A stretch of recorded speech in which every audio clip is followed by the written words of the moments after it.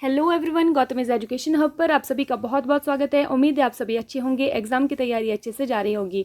आज ये 22 अगस्त 2024 और आज की करंट अफेयर की क्लास आप लोगों के सामने। क्लास शुरू करने से पहले आप लोगों से छोटी सी रिक्वेस्ट, अगर आप लोग चैनल पर नए हैं तो प्लीज़ चैनल को सब्सक्राइब कीजिएगा। वीडियो अगर अच्छी लगे तो लाइक कीजिएगा और ज़्यादा से ज़्यादा शेयर कीजिएगा। आइए अब हम चलते हैं हमारे पहले क्वेश्चन की तरफ। हाल ही में किसे दुनिया का सबसे मजबूत डेयरी ब्रांड का दर्जा मिला है? ऑप्शन हैं अमूल, नंदिनी, हर्षे या फिर इनमें से कोई नहीं। सही आंसर हमारे पास होने वाला है option number A, Amul brand. ठीक है, तो दुनिया का जो सबसे मजबूत डेयरी ब्रांड है उसका दर्जा मिला है अमूल को। ठीक है, और दूसरे नंबर पर अगर हम बात करें तो दूसरे नंबर पर जो है वो हर्षे ब्रांड है। ठीक है, अब देखिए नेक्स्ट क्वेश्चन की तरफ हम चलते हैं। हाल ही में किस खिलाड़ी ने T20 क्रिकेट में एक ओवर में सर्वाधिक 39 रन बनाने का रिकॉर्ड बनाया है? ऑप्शंस हैं Yuvraj Singh, Darius वीसर, Chris Gayle या फिर इनमें से कोई नहीं। तो इसका सही आंसर हमारे पास होने वाला है ऑप्शन नंबर बी, डेरियस वीसर। ठीक है, T20 में एक ओवर में इन्होंने सर्वाधिक 39 रन बनाए हैं और इन्होंने अब युवराज सिंह का रिकॉर्ड तोड़ दिया है। ठीक है, ये जो डेरियस वीसर हैं ये कौन से देश के रहने वाले हैं? ये समोआ के बल्लेबाज हैं और डेरियस वीसर ने T20 के एक ओवर में 6 छक्के लगाए और 3 9 बॉल की बदौलत ओवर में 39 रन बने। ठीक है, नेक्स्ट है 9वें आईसीसी महिला T20 विश्व कप की मेजबानी कौन सा देश करेगा? ऑप्शंस हैं संयुक्त अरब अमीरात, बांग्लादेश, भारत या फिर ए और बी दोनों। इसमें सही आंसर हमारे पास होने वाला है ऑप्शन नंबर डी, ए और बी दोनों। वैसे देखिए क्या हुआ है कि पहले ये जो 9वां आईसीसी महिला T20 वर्ल्ड कप था इसकी जो मेजबानी था वो कौन कर रहा था? बांग्लादेश कर रहा था। ठीक है, लेकिन अब बांग्लादेश में आप लोग जानते हैं कि किस तरह के हालात हैं, तो अब ये जो मेजबानी है ये स्थानांतरित कर दी गई है संयुक्त अरब अमीरात को। ठीक है, तो इसका मतलब ये नहीं है कि बांग्लादेश अब मेजबानी नहीं करेगा। बांग्लादेश मेजबान है लेकिन सारे के सारे जो मैच है वो कहाँ पर खेले जाएंगे? वो संयुक्त अरब अमीरात मतलब यूनाइटेड अरब अमीरात के अंदर खेले जाएंगे। ठीक है, तो स्थानांतरित हुआ है ये बांग्लादेश से कहाँ को? संयुक्त अरब अमीरात को। तो मेजबान कंट्री है बांग्लादेश लेकिन इसको स्थानांतरित कर दिया गया है वहाँ के क्राइसिस को देखते हुए। ठीक है, और सभी मैच कहाँ पर? इस संयुक्त अरब अमीरात के अंदर खेले जाएंगे। हाल ही में global finance central banker report card में A+ रेटिंग किसे मिली है? ऑप्शंस हैं शक्तिकांत दास, उर्जित पटेल, रघुराम राजन या फिर इनमें से कोई नहीं। सही आंसर हमारे पास होने वाला है option number A, Shaktikanta Das को। ठीक है, तो global finance central banker report card में A+ रेटिंग मिली है शक्तिकांत दास जी को। ठीक है, और ये लगातार दूसरे वर्ष इनको ये जो रेटिंग है ये मिली हुई है। पिछले वर्ष भी इन्हीं को मिली थी। ठीक है, और ये जो शक्तिकांत दास जी हैं ये RBI के कौन से नंबर के गवर्नर हैं? ये RBI के 25वें नंबर के गवर्नर हैं, 25th नंबर के गवर्नर हैं। ठीक है, ये भी आप लोगों को पता होना चाहिए। नेक्स्ट है 19वें CII भारत अफ्रीका व्यापार सम्मेलन का उद्घाटन किसने किया? ऑप्शन है नरेंद्र मोदी, द्रौपदी मुर्मू, जगदीप धनखड़ या फिर इनमें से कोई नहीं। सही आंसर हमारे पास होने वाला है option number C, Jagdeep Dhankhar ji. ठीक है, तो जगदीप धनखड़ जी कौन है? वो हमारे उपराष्ट्रपति हैं वर्तमान में। ठीक है, तो CII भारत अफ्रीका व्यापार सम्मेलन। ठीक है, CII भारत अफ्रीका व्यापार सम्मेलन का उद्घाटन हुआ है। कहाँ पर हुआ? नई दिल्ली के अंदर हुआ है, ये भी आपको पता होना चाहिए।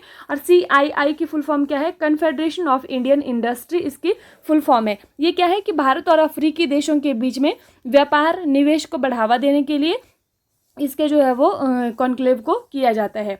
हाल ही में भारतीय नौसेना ने इंजीनियरिंग उपकरणों के लिए किसके साथ समझौता किया है? ऑप्शंस हैं Reliance power, Tech Mahindra, BEML limited या फिर इनमें से कोई नहीं। सही आंसर हमारे पास होने वाला है option number C, BEML limited. ठीक है, तो भारतीय नौसेना के ने इंजीनियरिंग उपकरणों के लिए इसके साथ समझौता किया है, BEML लिमिटेड के साथ समझौता किया है। ठीक है, अगर हम बात करें भारतीय नौसेना की तो भारतीय नौसेना के जो इस वक्त हेड हैं वो कौन है? एडमिरल दिनेश कुमार त्रिपाठी जी भारतीय नौसेना के प्रमुख हैं इस बार। ठीक है, वर्तमान में। हाल ही में अमेरिका और किस देश के बीच उल्ची फ्रीडम शील्ड अभ्यास शुरू हुआ है? ऑप्शंस हैं दक्षिण कोरिया, जर्मनी, मलेशिया या फिर इंडोनेशिया। सही आंसर हमारे पास होने वाला है ऑप्शन नंबर ए, दक्षिण कोरिया। ठीक है, किसके बीच में? अमेरिका, USA और दक्षिण कोरिया के बीच में हुआ है उल्ची फ्रीडम शील्ड अभ्यास। ये कहाँ पर हुआ है? दक्षिण कोरिया और USA के बीच में हुआ है। तो ये क्यों हुआ है? ये वार्षिक अभ्यास है, हर वर्ष होता है। तो वहाँ के जो प्रायद्वीप के ऊपर जो खतरे हैं उन खतरों को ध्यान में रखते हुए इस अभ्यास को किया जाता है। ठीक है, हाल ही में पूर्व थल सेना अध्यक्ष का निधन हुआ है, उनका नाम क्या है? राकेश पाल, रामनारायण अग्रवाल, एस पद्मनाभन या फिर इनमें से कोई नहीं। सही आंसर हमारे पास होने वाला है option number C, S Padmanabhan. ठीक है, ये पूर्व थल सेना अध्यक्ष थे जिनका अभी निधन हो चुका है, तो उनका नाम था एस पद्मनाभन। ठीक है, अभी देखिए राकेश पाल जी का भी निधन हुआ है। ये कहाँ के? इंडियन कोस्ट गार्ड ICG के महानिदेशक थे, उनका भी निधन हो चुका है। और रामनारायण अग्रवाल कहाँ पढ़ा है हमने? ये क्या थे? ये जो मिसाइल है, अग्नि मिसाइल, उसके जनक, और इनका भी निधन हो चुका है। हाल ही में उड़ीसा ने किस राज्य से 5 रॉयल बंगाल टाइगर लाए जाएंगे? तो मध्य प्रदेश, महाराष्ट्र, उपर्युक्त दोनों या फिर इनमें से कोई नहीं। सही आंसर हमारे पास होने वाला है ऑप्शन नंबर सी, उपर्युक्त दोनों। ठीक है, तो ओडिशा राज्य में मध्य प्रदेश से भी और महाराष्ट्र से भी 5 रॉयल बंगाल टाइगर लाए जाएंगे। ठीक है, अब देखिए ओडिशा में सितंबर तक महाराष्ट्र और मध्य प्रदेश से 5 रॉयल बंगाल टाइगर को कहाँ पर? देब्रीगढ़ और सिमलीपाल रिजर्व में स्थानांतरित किया जाएगा। हाल ही में किसे 8वें फीफा अंडर-17 महिला विश्व कप के लिए रेफरी नियुक्त किया गया है? ये अंडर-17 जो फीफा महिला वर्ल्ड कप है उसकी यहाँ पर बात हो रही है। तो रिहो लंग, प्रीति सूदन, मानिका बत्रा, इनमें से कोई नहीं। सही आंसर हमारे पास होने वाला है option number A, Rio lung. ठीक है, तो 8वें जो फीफा अंडर-17 महिला वर्ल्ड कप है इनके लिए इसको रेफरी नियुक्त किया गया है। ये कहाँ की रहने वाली हैं? ये मेघालय की रहने वाली हैं। कहाँ की रहने वाली हैं? मेघालय की रहने वाली हैं। और ऐसा नहीं है कि पहली बार भारत से कोई बनी है, तो ये दूसरी बार बनी है। ठीक है, अब ये जो फीफा है वर्ल्ड कप है, ये कहाँ पर होने वाले हैं, कहाँ पर हेल्ड किए जाएंगे? तो ये डोमिनिकन गणराज्य में होने वाले हैं, डोमिनिकन रिपब्लिक में होने वाले हैं। और 8वें जो अंडर-17 महिला विश्व कप के लिए सहायक रेफरी के रूप में मेघालय की रियो हलंग धर को चुना है।